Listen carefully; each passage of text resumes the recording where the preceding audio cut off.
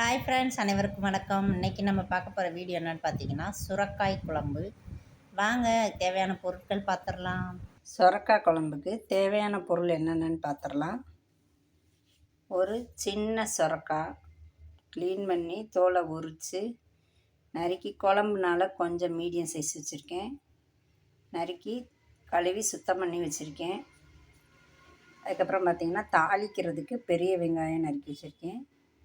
சின்ன வெங்காயம், தேங்காய், சோம்பு இது மூணையும் மிக்சியில் போட்டு அரைச்சி எடுத்துக்கிறணும். அதுக்கப்புறம் தேவையான அளவு உப்பு, மஞ்சப்பொடி, மசால் பொடி இது வீட்டில் அரைப்பேன் நான், குழம்பு பொடி. இவ்வளோதான் ஃப்ரெண்ட்ஸ், தேவையான பொருட்கள் அனைத்தும். இப்போ வடை சட்டியை வச்சாச்சு. ஸ்டவ் ஆன் பண்ணிக்கிடுவோம். சட்டி காயட்டும்.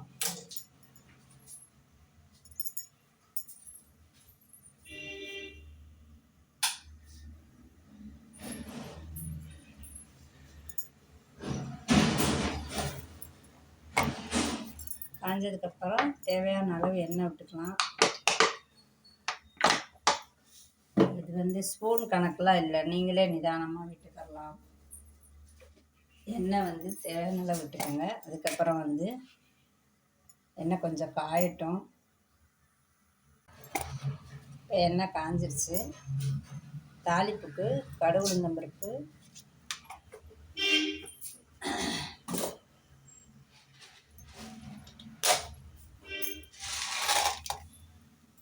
கொஞ்சமாக குழம்பு கடலைப்பருப்பு,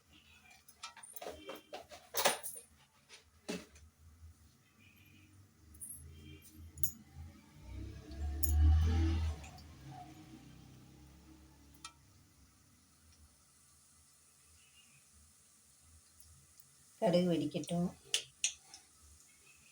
வெடித்தோடனே வெங்காயத்தை போட்டுடலாம்.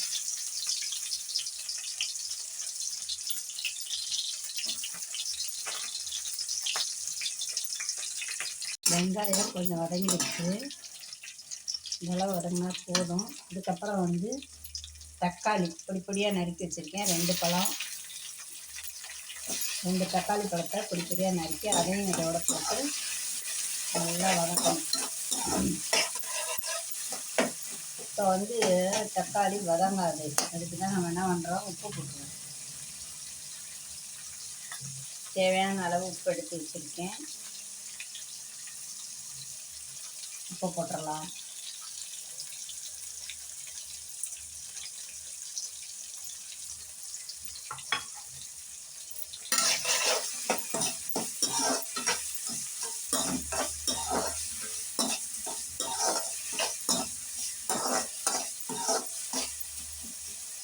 இந்த சுரக்காய் நீர் சத்து காய். நீர் சத்து காயை அதிகமாக எடுத்துக்கிட்டோம் அப்படின்னா நமக்கு எப்பயுமே தண்ணி சத்து உடம்புல குறையாமல் இருக்கும். ரொம்ப நல்லது. ஹீட்டு குறைக்கும். தண்ணி சத்தும் அதிகமாக இருக்கும். பூசணிக்காய், சுரக்காய், அந்த மாதிரி தண்ணி பழம் இதெல்லாம் சாப்பிட்டோம் அப்படின்னா நம்ம உடம்புக்கு தேவையான தண்ணி கண்டிப்பாக இருக்கும். இப்போ தக்காளி நல்லா வதங்கிடுச்சு. தக்காளி இடையில திட்டி சொல்லுவேன். அதனால் வீடியோ ஸ்கிப் பண்ணாமல் பாருங்கள். கடைசி வரைக்கும் பார்த்தீங்கன்னா இடையில டிப்பு சொல்லுவேன், அதை கவனிச்சுக்கோங்க.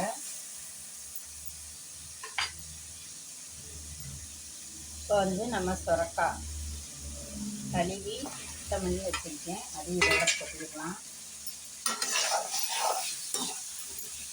ரொம்ப எடுத்துக்கிறேன் நான். வாரத்தில் ஒரு நாள் வெள்ளை பூசணி, சுரக்காய் இந்த மாதிரி காய்களை எடுத்துக்கோங்க. உடம்புக்கு ரொம்ப ரொம்ப நல்லது. கொஞ்சம் வதங்கட்டும்.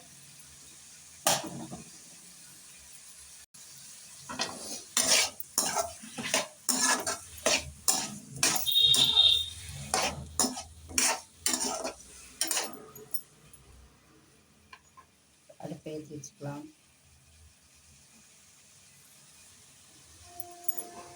பாருங்கள், பார்க்குறதுக்கே எவ்வளோ அழகாக இருக்குல்ல, கலர்ஃபுல்லாக இருக்குல்ல. வெங்காயம், தக்காளி, பச்சை கலர் அந்த காய்கறி பார்க்குறதுக்கே அழகாக இருக்கு. பாருங்கள், கலர்ஃபுல்லாக இருக்குது. இப்போ நம்ம வந்து அடுப்பை ஏற்றி வச்சுக்கலாம். அடுப்பை கூட்டி வச்சுட்டு இதுக்கடுத்து என்ன போடணும் அப்படின்னு பார்த்தீங்கன்னா, நம்ம வீட்டில் மசால் பொடி அரைச்சது வீடியோ போட்டிருக்கேன் பாருங்கள். அதாவது அரைக்கிறது போடலை, காய வச்சது தான் போட்டேன். நான் மசால் பொடி அரைக்கும்போது அடுத்த தடவை வீடியோ எடுத்து போடுறேன் பாருங்கள். இது வந்து வீட்டில் அரைச்ச பொடி ஒரு 3 ஸ்பூன் எடுத்திருக்கேன். அதுக்கப்புறம் நம்ம மஞ்சள் பொடி 1 ஸ்பூன் மஞ்சள் பொடி போட்டுக்கலாம். மஞ்சள் போட்டு அரைச்சிருக்கோம், இருந்தாலும் அதில் வந்து அதிகமாக மஞ்சள் பொடி போட மாட்டோம். குறைவாக தான் இருக்கும். அதனால் இதில் வந்து நம்ம தேவைக்கு ஒரு 1/2 ஸ்பூனோ 1 ஸ்பூனோ தேவைக்கு சேர்த்துக்கிட்டா நல்லாயிருக்கும். இப்போ வந்து நம்ம மிளகாப்பொடி போட்டுட்டு உடனே நம்ம தண்ணி விடக்கூடாது. ஒரு 2 நிமிஷமாவது நம்ம மிளகாப்பொடியை வந்து நல்லா வதக்கணும். வதக்குனாதான்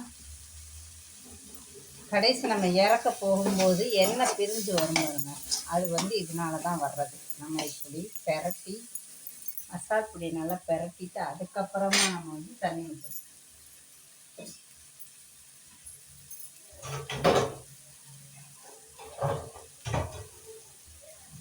இந்த செம்பில் ஒரு செம்பு ஊற்றுறேன். உங்களுக்கு அளவு கரெக்டாக இருக்கும்.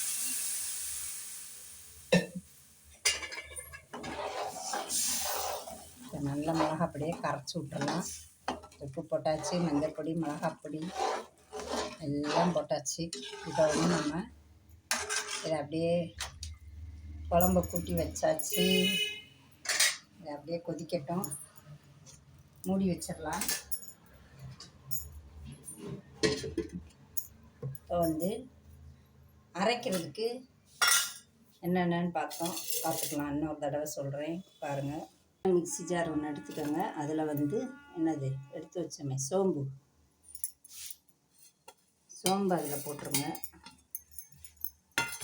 அதுக்கப்புறமா தேவையான அளவு தேங்காயும் அதை போட்டுருங்க.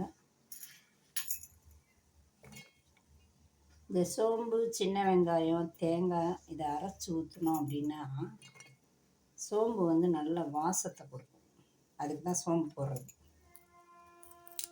இந்த சின்ன வெங்காயத்தையும் அரைச்சி ஊற்றணும். அரைச்சி ஊற்றினா தான் நம்ம உடம்புக்கு நல்ல ஹெல்த்தி. அதனால் சின்ன வெங்காயத்தை அரைச்சி ஊற்றிடுவேன். தேங்காய், சோம்பு, வெங்காயம் இது 3 தான் அரைக்கணும். வாங்க ஃப்ரெண்ட்ஸ், அரைச்சிட்டு வந்துடலாம்.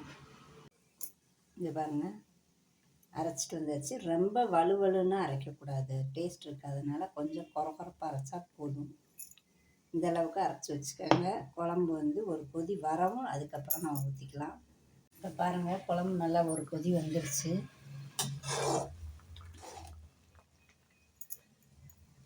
ஒரு கொதி வந்துடுச்சு. இப்போ நம்ம அரைச்ச விழுதை அதில் கொட்டிடலாம்.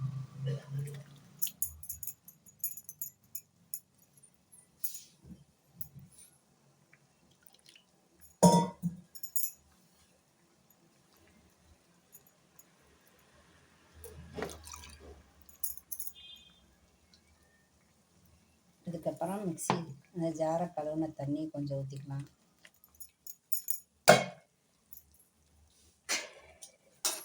அவ்வளோதான், இதுக்கு மேலே தண்ணி போகாது. இது நல்லா வெந்து வரும்போது கரெக்டான பதத்துக்கு வந்துடும். இந்த காய் வேகணும், அதனால் அந்த தண்ணி இருக்கட்டும்.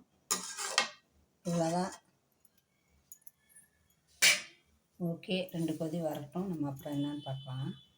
குழம்பு ரெடி ஆயிடுச்சு. எண்ணெய் பிரிஞ்சு வந்துடுச்சு பாருங்கள். இந்த மாதிரி வரும்போது நம்ம அடுப்பை இறக்கிடலாம். குழம்பு தயார் நிலையில் இருக்குன்னு அர்த்தம். அப்படியே மல்லி இலை போட்டு ஸ்டவ் ஆஃப் பண்ணிடலாம்.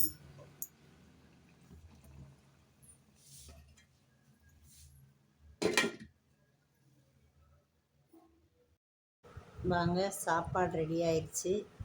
சுரக்காய் குழம்புக்கு நான் வந்து என்ன பொரியல் வச்சுருக்கேன்னா கேரட் பொரியல் வச்சுருக்கேன்.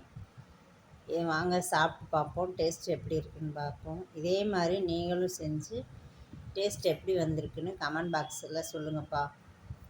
அருமையாக இருக்குது, சூப்பர் டேஸ்ட்டுப்பா. சுரக்காய் குழம்பு நல்லா வந்து குருமா மாதிரி இருக்குது, செம்ம டேஸ்ட்டு. ஓகே, வீடியோ பிடிச்சிருந்தா லைக் பண்ணுங்கள், மறக்காமல் சப்ஸ்கிரைப் பண்ணுங்கள். பாய். உங்கள் ஃப்ரெண்ட்ஸுகளுக்கு ஷேர் பண்ணுங்கள்.